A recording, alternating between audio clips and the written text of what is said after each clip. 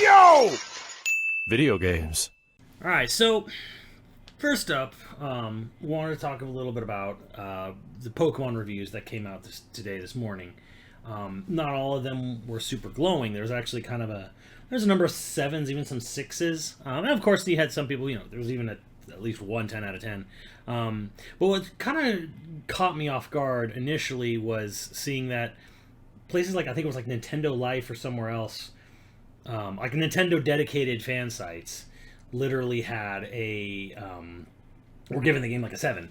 And I was like, okay, well, what happened here? And apparently the game is just super unoptimized, right? Like just super duper, like just not put together well. And it came from a couple of tweets where people had recorded videos right off their Switches, and like the game was basically Sonic Colors ultimate levels of broken. Like people would throw a Pokeball and the whole world would despawn, respawn, the constant freeze up. Like the game was running at like nothing frames per second. Just terrible. And then I looked into it a little more. I read some reviews, like IGN, who didn't have a review ready because they said they wanted to test the online before they gave a final score. Fair enough. They were talking about how that it was just not, it never performed well. They said like it never runs the way it should. And that's pretty bad. Like the thing is I kind of felt like I saw it coming a little bit from the very first trailer they had at the beginning of the year, where they had like the security guard. He goes into a room, live action footage, and then it turns into a Pokemon trailer.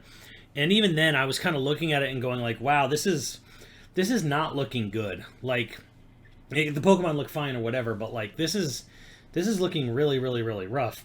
And it was for a game that was going to come out in 10 months or less. So I was already kind of on the fence of like, what? Why? Like, yeah.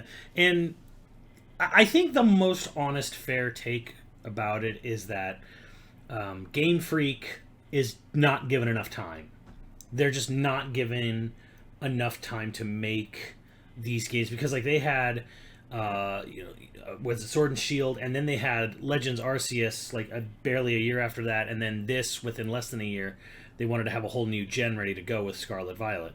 So we were kind of seeing already that like a lot of people were saying, and I think fairly, was that the developer is not given enough time, and I think the Pokemon Company, we don't have anything solid evidence one way or the other, because some people are saying like they're just mandating that there be at least one major Pokemon release a year, which would be fine. But again, they had Pokemon Legends Arceus come out in January, and then they had Diamond and Pearl like literally a year ago from now, the remake for that, and then a year before that was Sword and Shield, and a year before that was Let's Go Eevee. Like, did we need Scarlet and Violet this year, 10 months after Pokemon Legends Arceus? And I would argue no. Obviously, we didn't really need that much Pokemon stuff all at once. But I mean, that's kind of like overall getting around the fact. But the thing is that's really shocking about all of this in general is just the fact that I've never seen a Nintendo game, a major Nintendo game, not even like kind of like a third party little spin-off or whatever, like some late spring, some summer release from some third party, some collaboration thing. No, this is like a mainline. This is their big holiday title. I've never seen a mainline big holiday title for Nintendo release in such an unpolished state. Like, this is the kind of stuff that like we make fun of and deride Sonic games for, and the performance and the things we're seeing just from everyone all over the place. If it's still up as of this video, which it may not be, if you go to Twitter and you just type search in Pokemon, just Pokemon, you're gonna get a bunch of clips of people whose the character models are bugging out while they're riding, like the dick snakes. You're gonna get just absolutely like like camera freaking out. You're gonna get all kinds of clips of just the game just not running well. Like just apparently it's just so easy to see this happen. Now there's a couple of caveats, if you will. Some people were saying this is handheld mode. Handheld's a big problem. Some people were saying that like older model switches, like launch model switches in handheld mode, is the real problem here, or whatever. If your system's too full, we've been kind of noticing there's a lot of games lately that have had like weird memory leak issues on the Switch. And what's up now, Toys? Thank you. Yeah, Pokemon Company should stop. Here's the thing about the annual releases: we don't, to my knowledge, I don't know that Pokemon Company said it will have an annual release. It feels like something they might have stated publicly, but we don't really know. And what we really don't know, what we actually truly don't know, is a lot of people say they don't give creatures, Game Freak, they don't get a budget. Like they're not given any budget. Like they keep underselling, and we don't know that until you've literally seen the actual budget for a game, which no one has. No one has any, we don't have any clue or any idea. We can't sit there and argue that like Pokemon Company is giving Game Freak a small budget. We actually don't know. It could be, and it just looks like it. It just seems like, okay, this is like a budgetary issue. But there's only a number of things it could be. It's they're not given enough time to work with. They're not given enough time. They're not given enough money. And does money necessarily make a game look good? Not necessarily, but what money can do is it can hire more people, it can bring in more talent. So, which leads to the kind of the third thing, and that is maybe that Game Freak just isn't that good of a developer. And the thing I always try to stay away from, the thing I always try to avoid, never say a developer's lazy. Anyone who's ever worked on or made a video game could tell you straight off the bat, like nothing in game development is easy. So I would never say Game Freak or whoever. I would never say that they're lazy. It's not laziness, but it's clearly something that is an issue of time, talent, and money. Money in the sense of like in having enough people, right? It's team size, time and talent. And maybe it's all three. Maybe it's a combination of them. Who really knows? But the real problem and why this it's kind of nice to see that this kind of getting brought up is just kind of that they've been kind of coasting around. Like the greatest gift the Pokemon Company's ever had was actually the portable market dying, because like Pokemon was like slowly declining, right? Where like Generation 1 was the best selling, is the best selling version of the games, and Gold and Silver were the second best selling, and it kind of slowly went down, then kind of went up a little bit, kind of like fluctuated, like always selling very well, right? Well, with the Switch, Pokemon games have actually sold better than ever. Like they've actually bounced back.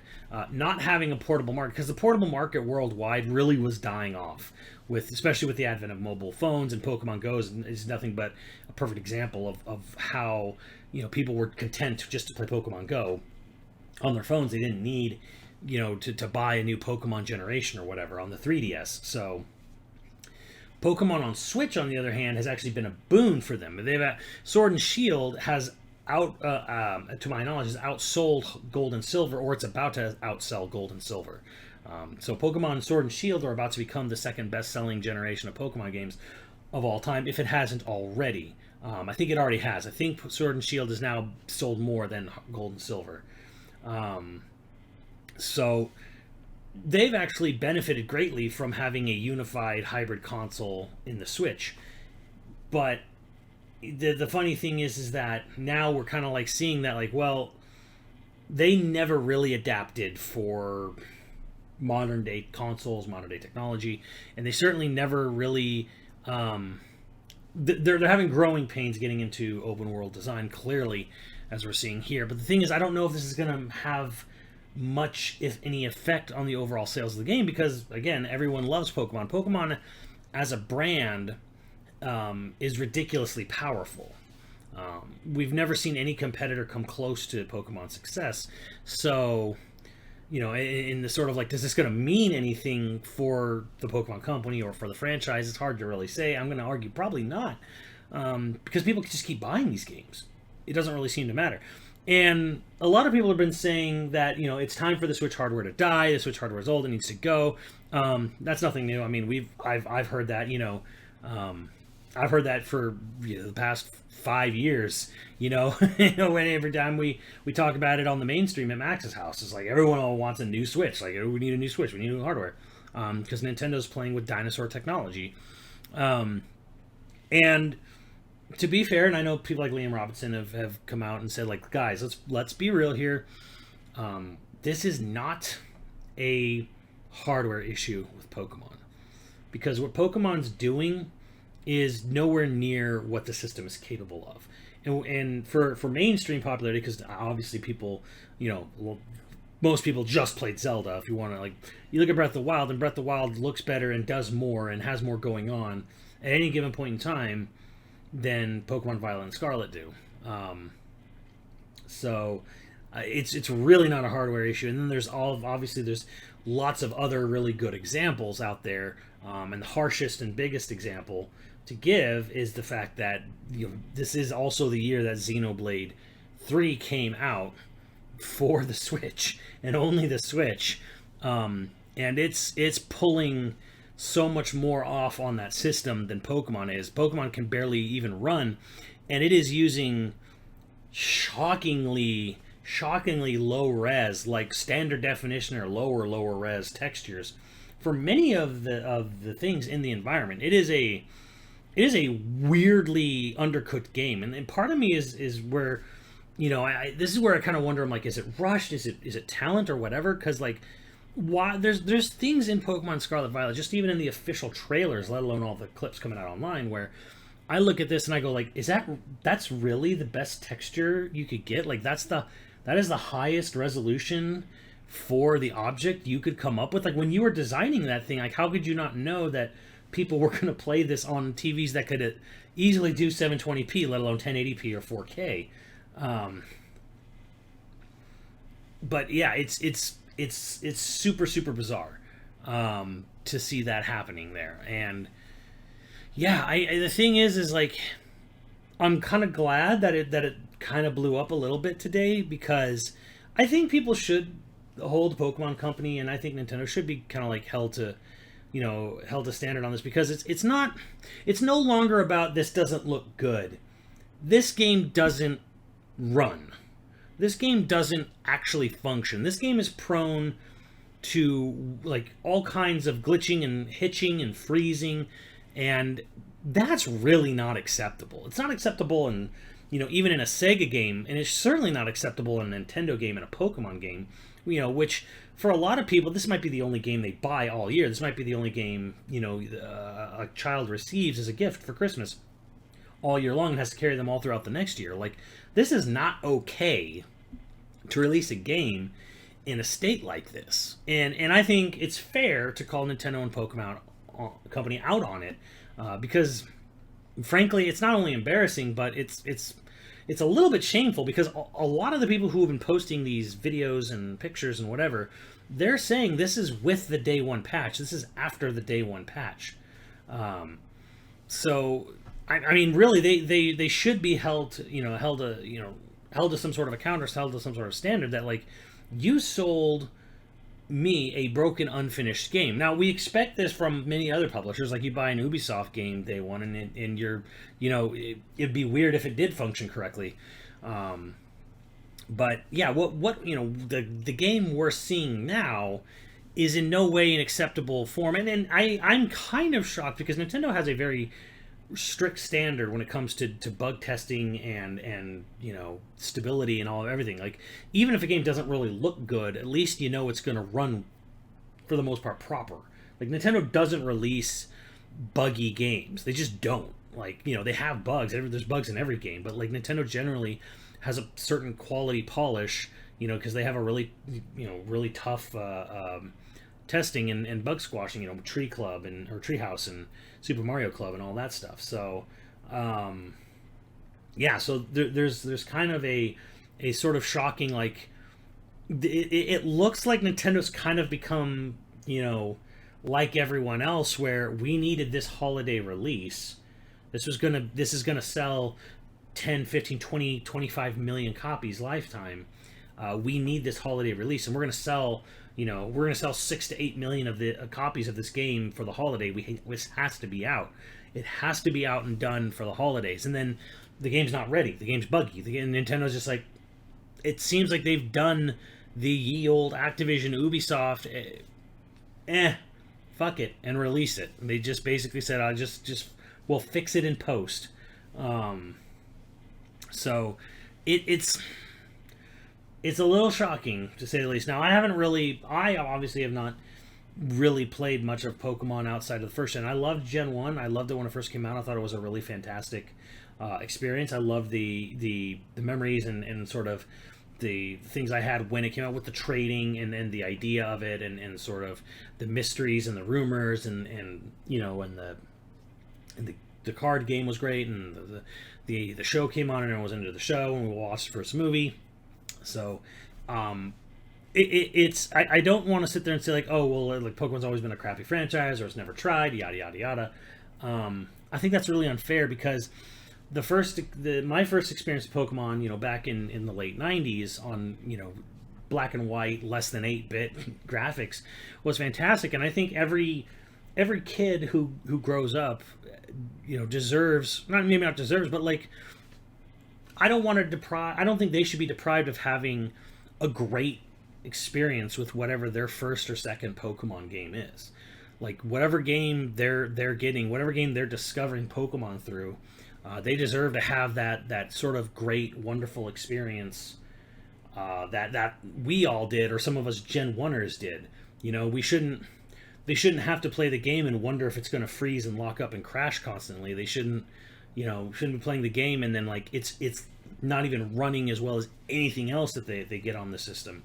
So, if anything, yeah, it's like we need Pokemon Company. I would hope would like, my only message to them would be like, take a good hard look at what you're giving up, or what you're depriving children of, or what kind of experience you're ruining for all the people anticipating your game. What's up, Dark King Rigo? For those short-term holiday gains, in the pursuit of, we need to get this holiday money, we're basically we're selling an unfinished product that's going to cause a lot of frustration, and maybe even drive people away from it. It's like, Pokemon will be fine. Obviously, the brand has sustained through the ages. It's lived through many ups and downs. The brand is strong. It continues to be strong. Will probably likely always be strong in some level. But I think you got to really take a step back and look at this and say, like, okay, in our rush to get so many products on the market as quickly as possible and to meet those holiday releases, you're kind of ruining that wonderful first time experience that everyone kind of has with like their first real Pokemon game. And I think that's the real tragedy here, or the real sucky part, at least. Like, tragedy maybe is a bit of a strong word. Come on, it's a video game, but like, yeah, maybe the real sort of bummer and the real tragedy, the real sucky part about all of this is just, this might be someone's first experience at Pokemon, their first real Pokemon game. They finally are old enough to get one or appreciate it, and they're not getting a finished product. They're not getting a product that even comes close to maxing out the potential of the system they have it on. So, like, at this point, it's really like, just if nothing else for your own legacy, that's really what it really comes down to. Because the thing is, like, nothing I say or nothing we say or what anyone else says or does or doesn't do is going to affect the sales of this game. I think the brand is almost invincible at this point. If games keep coming out like this, I think, yes, eventually, Pokemon will drive itself into the ground completely if they keep releasing really broken products like this over and over and over and over again. But the brand has built up so much awareness and strength and goodwill that it's going to take many years of games like this to really put a dent in its armor. So I don't think financially Pokemon's in any trouble here, but again, I think you want to have a little bit of, you want to have a little pride in your work, and you want to bring smiles to, to people's faces, young and old. You want everyone of every age, to have a great time and great experience with your game. And clearly, this development cycle, or this lack of budget, or this lack of time, this lack of talent, whatever it ends up being, whatever it is that's causing this is not bringing you the legacy that those original games brought to so many people, and that sucks, and that's unfair to them, because it is a strong, it's a strong brand. It's a fun game. The concept is great. It's a really good time to play, and I think everyone, deserves to at least have that great initial experience. So, I hope this is a lesson learned for Pokemon Company, but part of me also kind of doubts it, because they might just be taking the money and running, but yeah, like, I don't think anyone working on these games wants to release a buggy product. I'm sure everyone, who works on these games wants to create the same sort of joy and happiness they experienced when they probably first played a Pokemon game when they were a kid too. So yeah, I mean, I guess that's all I really got to say about Pokemon Violet Scarlet. Just, Pokemon Company, don't be sorry, be better.